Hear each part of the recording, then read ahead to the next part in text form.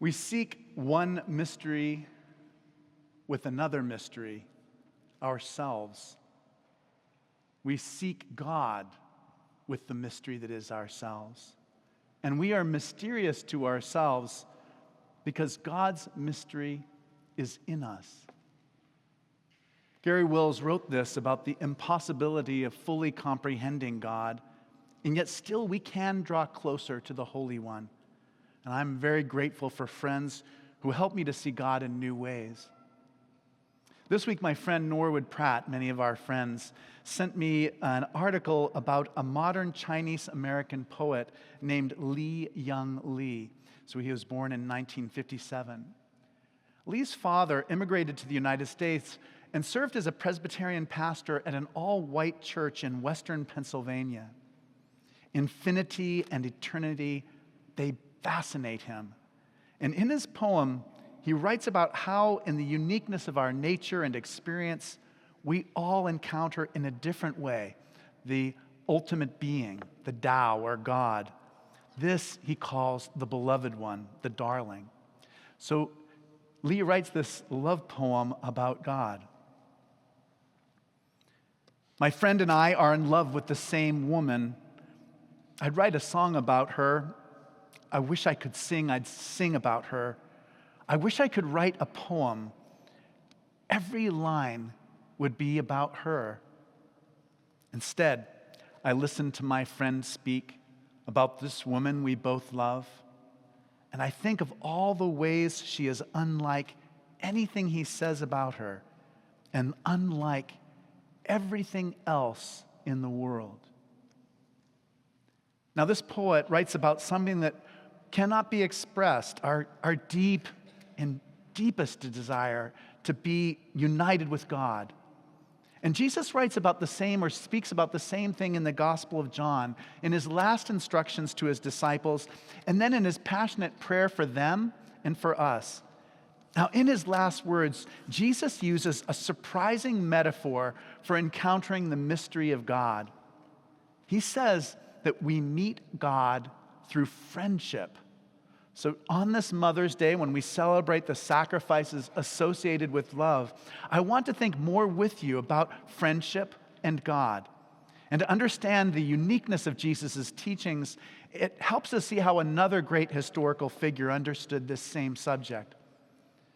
Now, long before Jesus' birth, in the 4th century BC, the philosopher Aristotle studied at Plato's school in Athens. So he did this from roughly the age of 17 to 37. So for 20 years he was being educated. And then he became the tutor of Alexander the Great. And he founded a prominent library, and he used this library to gather all the greatest wisdom of the ancient world and to synthesize it into his own thought. Now, scholars estimate that we have about a third of what Aristotle wrote. And he's had a huge influence on our understanding of nature in the West. He also especially influenced the 13th century theologian Thomas Aquinas, and therefore all modern Roman Catholic approaches to Christian thought. So I'm going to talk a little bit about what Aristotle thought about God, then what he thought about the human condition, and then what he thought about friendship. Now, for Aristotle, God is eternal, non-material, unchanging, and perfect. He famously describes God as the unmoved mover, existing outside of the world and setting it into motion, being the beginning of all things that we experience. Now, because everything seeks the divine perfection, this God is responsible for all change in the universe, because all change comes from a kind of longing for God. We experience a world of particular things, but God knows the universal ideas that are behind them, that in a way are before them. So for Aristotle, God is pure thought, eternally contemplating himself. God is the telos, the goal or end of all things.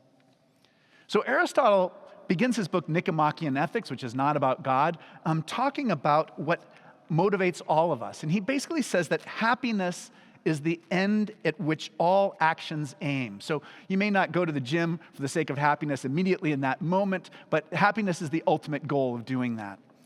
Everything we do, he says, trace back to our desire for happiness. And the purpose of Aristotle's whole book is to help the reader to attain this goal. Happiness comes from having particular virtues. That is, particular and habitual ways of acting and of seeking pleasure. So these virtues include courage, temperance, generosity, patience. And in our interactions with others, we have social virtues, and these include amiability, sincerity, and wit. Justice, he writes, is the overarching virtue that encompasses all the others. So now that's the second section. See, we're moving right through this Aristotle part, and you're still with me. Now, Aristotle goes on to say that there are three kinds of friendship. And you'll recognize these immediately. The first kind of friendship is one based on utility. Like, what can I get from this person? So that's the first kind of friendship. The second kind of friendship, he said, is based on pleasure. So this person just makes me feel so darn good. And he said that those kinds of friendships don't last very long because those are ephemeral things. And what's useful to us and what's pleasurable to us is going to soon change. Instead, he says the most important kind of friendship is the final form of friendship, and that is what he calls friendship that's based on strength of character. So these are friends that we love, that love each other not for what they can gain or for how they please each other, but because they admire each other. They see goodness of that person's character, and they want to be near that person. So Aristotle believes that this is almost always between equals. And he says one exception might be when we see it between parents or children. He doesn't say parents or children, he says fathers and sons. But his idea is basically that there's equality that needs to be in place for that kind of friendship to take place. Now, Aristotle's also, do you remember, famous for calling human beings, he said, man is a political animal. Do you remember that part? Aristotle points out that we can accomplish really great things alone, but much greater things when we are working together, and that friendliness is a way that helps us to do this. So it partly makes us capable of accomplishing great things. It's partly what makes us human. Finally, Aristotle believes that although each person should be self-sufficient, he said that friendship is part of a good life. So now that's all of Aristotle's view of friendship. And now I'm going to talk a little bit about what we call the good news. The Greek word for gospel, euangelion, means good news, and it's the way that we describe these stories about Jesus. And Jesus has some incredibly good news for us today, and that good news is about friendship. Now, Jesus has a radical picture of God and friendship, a kind of intimacy that is so foreign to Aristotle. And for me, one of the defining and unique features of Christianity is this exact feature that Jesus calls God Father, the most intimate of relationships. That Jesus teaches us to pray, our Father who art in heaven. And when Jesus wants to talk about what God is like, Jesus tells the story of a prodigal son, somebody who spends all his money in Las Vegas, the first century equivalent of Las Vegas, is absolutely destitute, comes back, is just climbing the last hill, and his father, wearing robes like these, picks up the hems of his robes and embarrassingly runs out to greet him, embraces him, and kisses him. That is what God is for Jesus. And really, Jesus cares not just about us thinking this, but the gestures that make it real for us. And so Jesus, in his last meal with his friends, he washes their feet to show what this means, to show what friendship is. And then, this is something that I would love someone to explain, and I know there's somebody out there who's going to explain this to me better. But the King James Version of the Bible says, there was leaning on Jesus' bosom one of his disciples whom Jesus loved. So Jesus is literally teaching us about love while holding one of his friends in an embrace. Now, Jesus explicitly says to them in that moment, he says, I do not call you servants anymore, but friends. Servants don't know what the master is up to, but you do. You know that the commandment that I give you is to love one another, and because you know that, you are my friends. And later in prayer, he says, God, protect them from the world. Protect them so that they may have my joy made complete in themselves. Now, this is such a revolutionary idea of love, and it means that we are connected across the centuries to people who believed in it. And one of those people is somebody from the 4th century, hundreds and hundreds of years ago. His name was Gregory of Nyssa. He was born 10 years after the First Council of Nicaea, and he participated in the First Council of Constantinople. So these were great gatherings of everyone in the world in the church to talk about what things mean. And he writes, this is my joke in the sermon, you're going to not laugh, but he writes about what it was like in those days when the council was taking place. He wrote about how everybody would be arguing about Christian doctrine. So he writes, quote, this is a long quote, and I think it's funny, and some of you might. If in this city you ask anyone for change, like money back, he will discuss with you whether the Son was begotten or unbegotten. If you ask about the quality of the bread, you will receive the answer, the Father is greater and the Son is lesser. If you suggest a bath is desirable, you will be told there was nothing before the Son was created.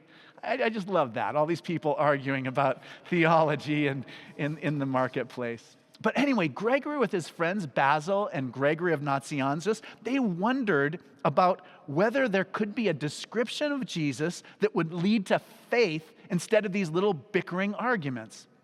And Gregory of Nyssa came to believe that the image of God is only fully displayed when every person, every human being is included. So no one can be left out. And in his final book, The Life of Moses, Gregory responds to a letter from a younger friend who seeks his counsel on the perfect life. So this is what the advice that Gregory gave to his young friend. He said, look at Moses. Moses, more than anyone else in history, exemplifies what it means to live a perfect life because Moses was a friend to God. True perfection is not bargaining with, pleading, tricking, manipulating, or fearing God. It is not avoiding a wicked life out of fear of punishment. It is not trying to do good because we hope for some kind of reward. And then he says, as if we are cashing in on the virtuous life through a business contract. No. Gregory closes with these words to his young admirer.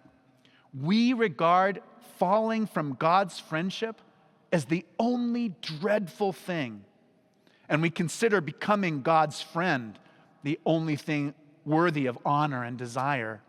This is the perfection of life. As your understanding is lifted up to what is magnificent and divine, whatever you may find will certainly be for the common benefit in Jesus Christ. Now, on Thursday night, I was talking to my friend Paul Fromberg, who is the rector of St. Gregory of Nyssa Church in San Francisco, and he mentioned this very sophisticated woman who began coming to church there, and she ultimately decided to become a Christian. And in short, she moved from having Aristotle's view of friendship as a kind of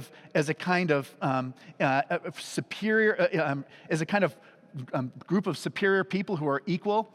So that kind of view of friendship that Aristotle promoted, to having a view of friendship that was more like Jesus' view. And so this is the quote. I'm going to change one of the words because it's not sermon. You can't use it in a sermon. But this is what she said. She said, because I go to church, I can have real affection for people who annoy the heck out of me. She didn't say heck. They don't say that anymore. She said, my affection is no longer just based on affinity. Now, let that sink in for a little bit, like what we are to each other here in this room with each other. I've been so thoroughly transformed by Jesus' idea of friendship, and my life has become full of Jesus' friends, full of people who I never would have met if I had just followed Aristotle's advice of just make friends with the people who are equal with you and superior to everybody else. Together, we know that in Christ, unity does not have to mean uniformity. And before I go, I don't really have any time left, but I'm going to tell you the story about a friend that I met in church at Christ Church in Los Altos. And her name was Alice Lars, and when I met her 25 years ago, she was already like a couple years away from being a great-grandmother. She and her husband, George, had grown up together in Washington, D.C., and grown up in apple orchards. She was a farmer all the way through in her outlook. He had been an engineer, and she nursed him through his death from Alzheimer's disease. She was an amazing caregiver to him. And some of my favorite memories of Alice are going to her house we'd have these youth group parties at her pool parties in the backyard of her house, and she would always be there and have the best food, the best hospitality. In her 60s, she started a company called Alice's Stick Cookies Company. And last week, Heidi and I were in the grocery store. We saw Alice's cookies still in the box right there. And let me tell you more about her that people didn't know about. So we had a rotating homeless shelter at Christ Church. So 1 month a year, we had the homeless shelter at our place. And here's this widow, this woman living by herself, and invariably the shelter guests would be staying with her for certain periods of time. People didn't know that, but that was what was happening behind the scenes. When things were divided in the church about whether to start a school, she volunteered to be the senior warden. She was humble. She was practical. She knew how to get things done. There was no outward sign that she was really a saint. Now, 2 weeks ago, she had her funeral, and I was here on some official capacity, and I never really had the chance to say goodbye to her. But I know that one day we will be together in God. And that's just one person. In this room, there are hundreds of people who are like her, who have stories that are invisible to us on the surface, but who we're getting to know through God's grace. Ram Dass was a dear friend of our former dean, Alec Jones. He used to say, the name of the game we are in is called being at one with the beloved. God gives each of us to each other in part so that we can learn to love him. We seek one mystery, God, with another mystery, ourselves. And we are mysterious to ourselves because God's mystery is in us. In a world where friendship can seem to be only for utility or pleasure, I pray that like Jesus, you will be blessed by friends, that you will find perfection of life, that you will even find friendship with God.